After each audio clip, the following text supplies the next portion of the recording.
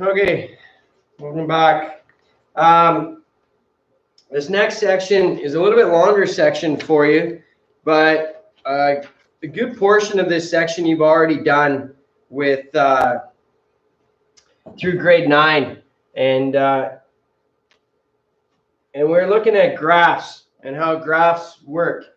So it says when comparing two quantities, straight lines are used to indicate a constant change in the relationship. Curves are used when the rate of change is not constant, and horizontal lines are used if one of the quantities is not changing relative to a change in another quantity. Okay. So when we look at graphs,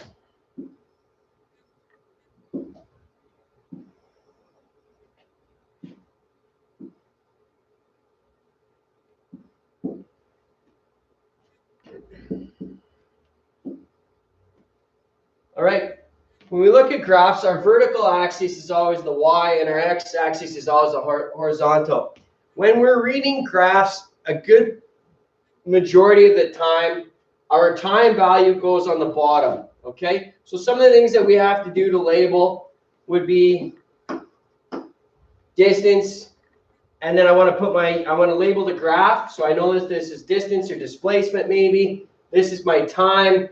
I put my units on here, meters. I put my time in seconds, and we can draw a graph out. So an example of a quick example of a graph is, let's say I was starting at the school and I needed to walk to the rink, and then I stopped at the rink for a few seconds to talk to somebody, and then I walked back to the school. Well, how would that look?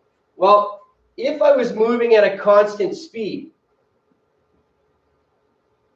all right, the time is going, and as the time starts moving, I'm walking away from where I started. So I'm walking towards the rink. Now, if I'm going at a constant rate, my line is straight. If, let's say, I started slowly and I sped up, so it might be like this. Okay, it might be a curved graph. Now, our focus isn't so much on the curved graphs, and won't be in this class. Our focus is going to primarily be on straight lines or linear lines, linear graphs. Okay, so as you can see, I'm getting away. Now, let's say that the rink is 200 meters away. So this would be 200 right here. So I've walked 200 meters away. I've stopped to talk to somebody. So the time keeps going, but I'm not moving. So I'm still at 200 meters away from the school.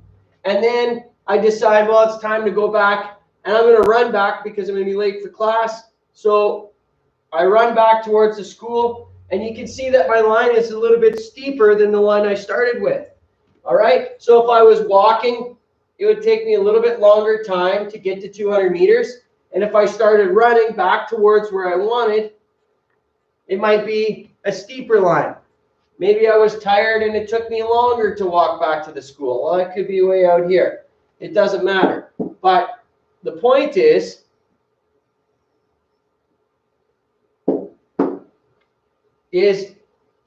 I'm reading a graph in which I have time versus my displacement in this case. So I'm comparing two different values, okay, versus each other. So reading the graph, my distance, this is how far away. If I say the school was 0 meters and the rink ended up being 200 meters away, I would be going at 200 meters for a given amount of time.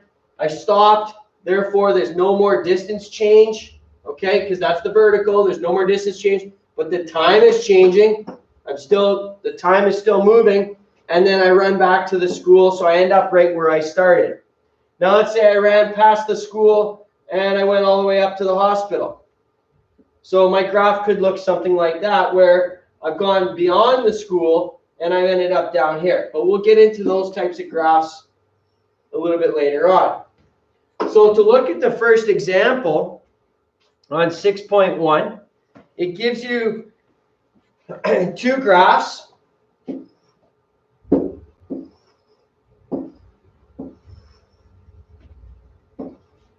gives you the temperature right here. So it labels temperature, and it gives you the units. In this case, it's degrees Fahrenheit. Just hard for us to understand because we live in Canada and we do work with degrees Celsius. And then it has the time, but in this case, it's the months across the bottoms: January, February, March, April, May, June, July, August, September, October, November, December. So you have your 12 months. And it compares two graphs. So it's got a light colored graph in which it looks something like this. And then it has a darker graph below it. Same amount of time. It looks like this. And it has all the dots for each of the months.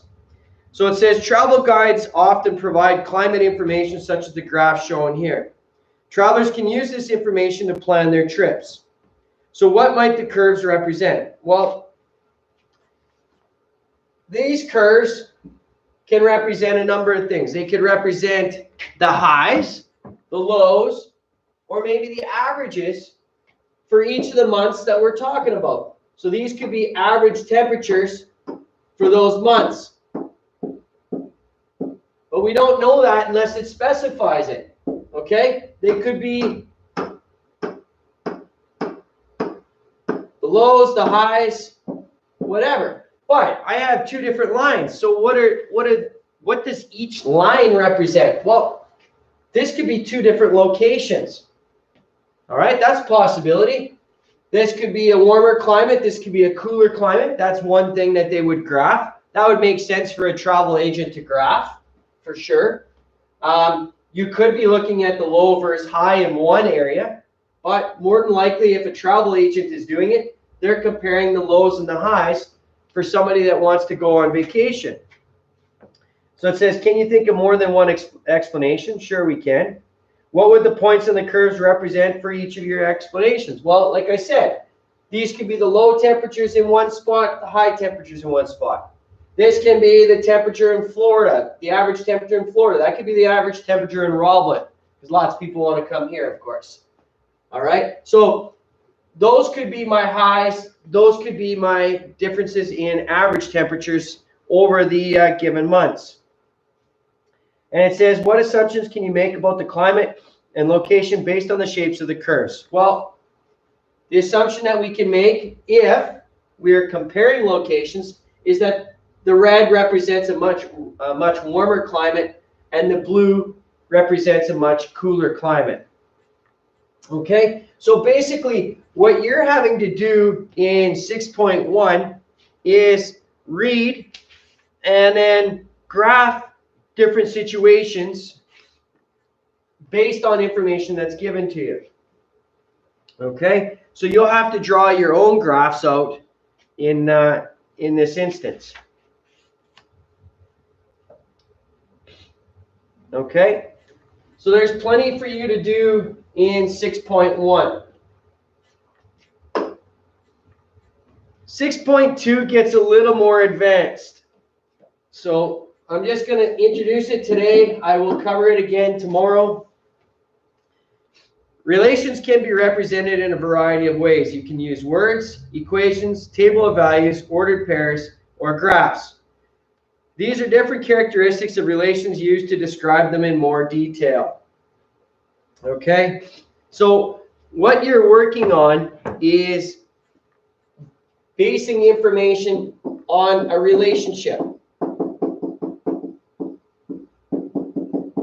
Well, if I look back at this graph right here, the relationship is this: the month or time of year versus the temperature.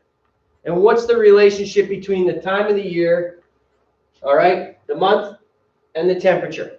That's a relationship.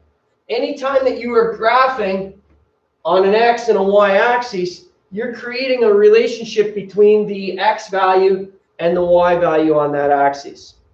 And we can describe it in words. So we could just say, okay, I am comparing Florida's average temperature versus Roblin's average temperature throughout the year. That could be in words. You can describe it using a graph, which I've already done. we could create an equation.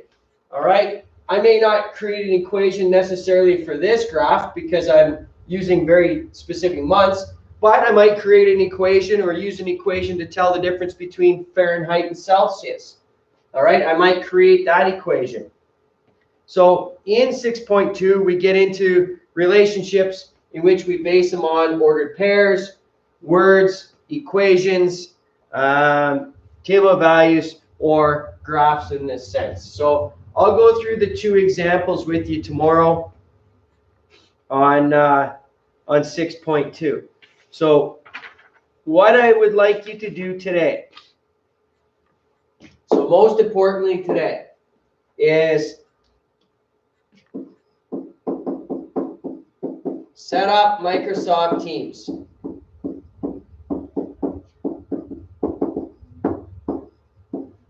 There's number one. Okay, that's the most important thing that we can do today. Number two is send an email, if you haven't already done so, preferably with your assignment.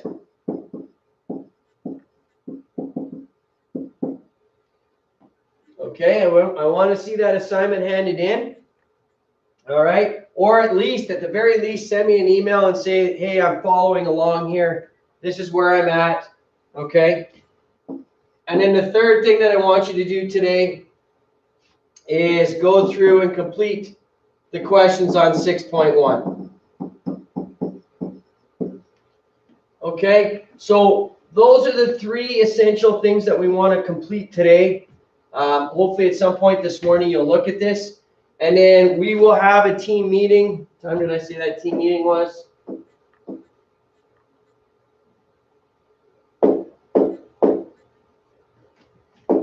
A team meeting at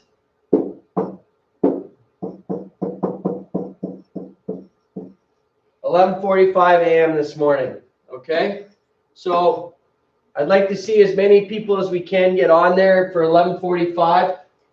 If you're in contact with anybody else in your class, I would suggest passing all of this information on to them so that they know to hook up at 11:45. So if you're actually on this meeting at 11:45, it saves you having to send an email today, because then we can talk and we can find out where everything is at. Okay, that's about all I have for you today, grade 10s. So I will hopefully see, some or all or the majority of you at 11:45 this morning using Microsoft Teams. Okay, we'll talk in a bit.